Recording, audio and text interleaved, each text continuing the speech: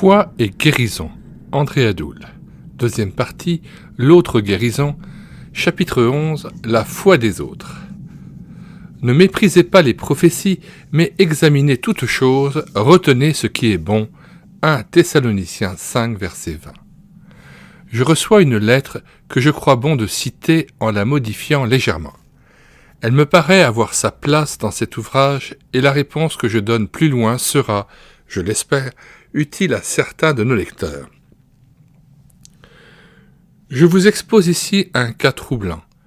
Une sœur de mon église, lors d'un culte, a déclaré publiquement de la part de Dieu qu'elle avait reçu la promesse que tel malade serait guéri de son cancer, quoique le mal fût en constante progression depuis plusieurs semaines. Informé de cela, le malade accueillit cette parole d'espérance avec foi et une grande joie. Lui et toute sa famille, notamment la fille aînée, s'accrochèrent à cette promesse et la reçurent vraiment comme venant de Dieu.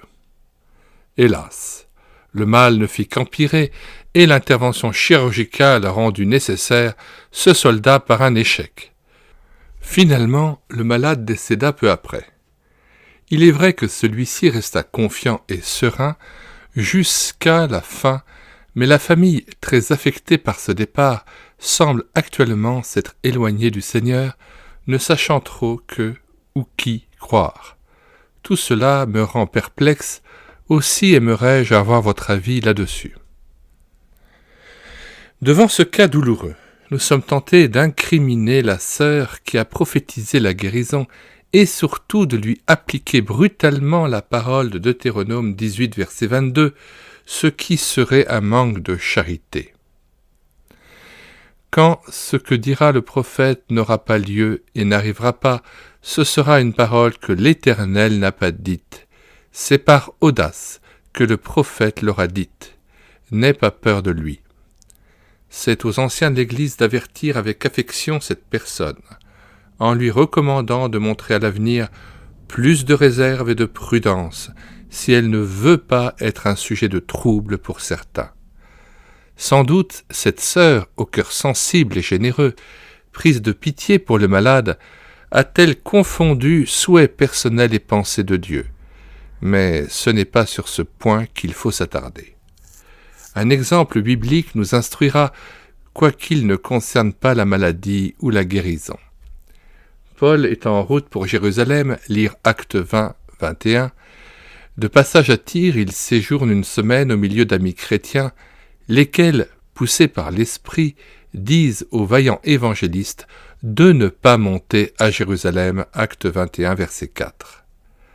Arrivé à Césarée, l'apôtre se rend à la maison de Philippe, où il rencontre 4 jeunes filles qui prophétisent elles aussi, chapitre 21, verset 9, ainsi qu'un prophète de renom, Agabus, Acte 11, 28, Acte 21, verset 10, 11.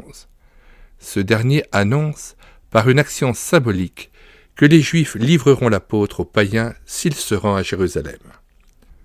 Même ses compagnons de route, dont Luc, cherchent à le dissuader de poursuivre ce voyage. Ni les larmes, ni les paroles pourtant inspirées de ses amis ne le font fléchir un instant.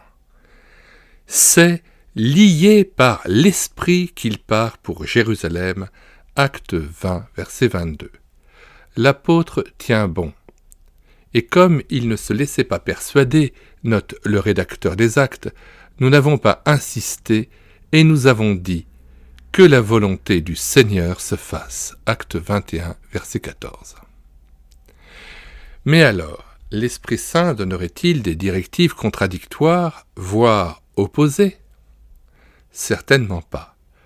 Elles sont différentes parce que les situations des uns et des autres sont différentes.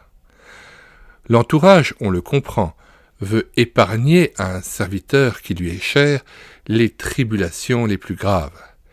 C'est donc l'amour qui anime ses amis, et il ne peut en être autrement s'ils sont poussés par le Saint-Esprit. Paul, qui ne fait aucun cas de sa personne, voit les choses sous un autre angle, car son unique souci est l'œuvre de Dieu qu'il doit poursuivre en dépit des dangers qui le menacent. Les frères ont d'ailleurs bien compris sa position Aussi se soumettent-ils sans insister, verset 14. Que conclure de ces faits ? Que ce ne sont pas les frères ou les sœurs, fussent-ils les plus spirituels et authentiquement inspirés par le Saint-Esprit, qui doivent dicter notre ligne de conduite. Les écouter et les prendre au sérieux est une chose, exécuter ce qu'ils disent comme parole de Dieu pour nous en est une autre. Beaucoup de gens savent ce que nous devrions faire et certains n'hésitent pas à nous faire marcher, entre guillemets, en disant avec beaucoup d'assurance « Dieu m'a dit que vous devez ». Prudence, prudence, qu'il s'agisse de guérison ou non. Trop de personnes crédules se sont laissées influencer et ont été entraînées par ce biais dans le mariage, dans le ministère, dans des voies qui ne leur convenaient pas, et les résultats n'ont pas toujours confirmé que le message reçu venait du Seigneur. Écoutons l'Écriture, voir le texte cité en exergue 1 Thessaloniciens 5, verset 20, que nous recitons. Ne méprisez pas les prophéties, mais examinez toutes choses, retenez ce qui est bon. Fin de citation. Écoutons l'Écriture qui nous conseille d'examiner les propos de ceux qui affirment parler de la part de Dieu pour en retenir ce qui paraît nous concerner. Mais en règle générale, nous ne devrions agir que selon les directives reçues personnellement d'en haut, et cela en toute liberté et en toute conviction. Nous lisons une note en bas de page d'André Adoul. L'étrange récit du chapitre 13 du premier livre des rois confirmera ce qui précède. Un homme de Dieu, envoyé pour crier contre l'autel dressé à Béthel, reçut de l'Éternel des ordres précis concernant son séjour dans cette cité, versets 16 à 17. Sur le chemin du retour, il fut rattrapé par un vieux prophète qui lui dit « Moi aussi, je suis prophète comme toi. » Et un ange m'a parlé de la part de l'Éternel, et m'a dit « Ramène-le avec toi dans ta maison, et qu'il mange du pain et boive de l'eau. » Il lui mentait. Verset 18. L'homme de Dieu, hélas, se laissa convaincre, et en obéissant au faux prophète, il transgressa les ordres reçus d'en haut, et connut alors une fin tragique. Il fut rencontré dans le chemin du retour par un lion qui le tua. Verset 24. Retour au texte. Une question se pose ici. Comment peut-on savoir si une promesse de guérison reçue par tel membre de l'Église est authentique? Et jusqu'à quel point peut-on se fier à ces paroles? Je pense qu'il est bon de considérer, sans esprit de jugement, la personne déclarant être porteuse d'un message du Seigneur.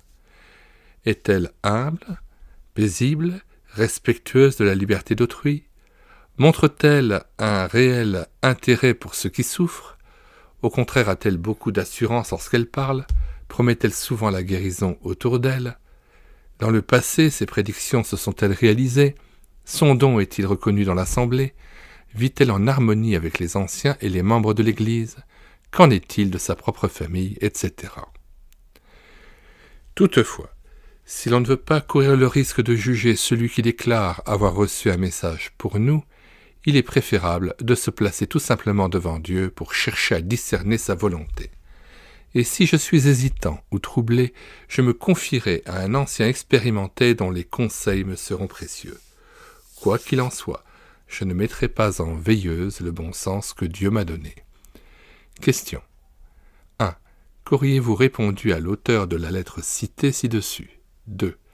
Notre réponse vous paraît-elle valable? L'exemple tiré de l'Écriture, acte 20, 21, vous semble-t-il bien choisi? 3. Croyez-vous qu'il soit sage d'accepter tel quel, même s'il vient d'un serviteur de Dieu estimé, un message à nous destiné et qui commence par « Dieu m'a dit que vous devez ». Réfléchir et répondre. Avant d'aborder la troisième partie de cet ouvrage, nous vous proposons de réfléchir sur l'exemple suivant en répondant en toute honnêteté aux questions posées plus loin. Voici le cas. Un enfant est gravement atteint depuis plusieurs semaines et visiblement ses jours sont comptés. La maman, qui ne semble pas s'en émouvoir, s'obstine à ne pas vouloir consulter des médecins. L'approuverez-vous? Sinon, qu'allez-vous faire? Que lui conseillerez-vous? Si elle persiste dans son refus, fait la sourde oreille, ne réagit pas et laisse le mal s'aggraver sans s'inquiéter davantage, que lui direz-vous? Quelle sera votre attitude à son égard? Plus encore, si cette maman se dit chrétienne mais refuse de demander le secours d'en haut ainsi que l'intercession des amis de l'Église, déclarant sereinement que son enfant est dans les mains du Seigneur, donc qu'il est inutile d'intervenir, lui donnerez-vous raison? L'imiteriez-vous en pareil cas? Mais allons plus loin. Soudain, cette dame se rend compte que son enfant est aux portes de la mort. Bouleversée, elle réclame avec instance le secours de Dieu et le soutien de ses amis chrétiens. Quelle opinion aurez-vous de votre Église si, enfin alertée, elle ne paraît nullement s'émouvoir du désarroi de cette maman, ne manifestant qu'un peu de pitié exprimée dans de vagues prières qui n'engagent personne? Interviendrez-vous auprès des responsables de l'Assemblée? Que leur direz-vous? Quelle devrait être en pareil cas l'attitude des chrétiens? Comment devraient-ils réagir? Peut-être laisserez-vous alors les choses sans intervenir, en pensant que la communauté n'a pas à en faire davantage. Si au contraire l'Assemblée se mobilise pour obtenir la guérison de l'enfant, trouverez-vous à redire à ses membres? Leur zèle vous paraîtra-t-il excessif, voire déplacé? Ou bien vous associerez-vous sans réserve à son action? Qu'en est-il de votre Église? S'occupe-t-elle réellement des malades? Êtes-vous de ceux qui les aidaient à compter sur le Seigneur? Que pourriez-vous faire pour entraîner vos amis à prendre à cœur leur situation pénible?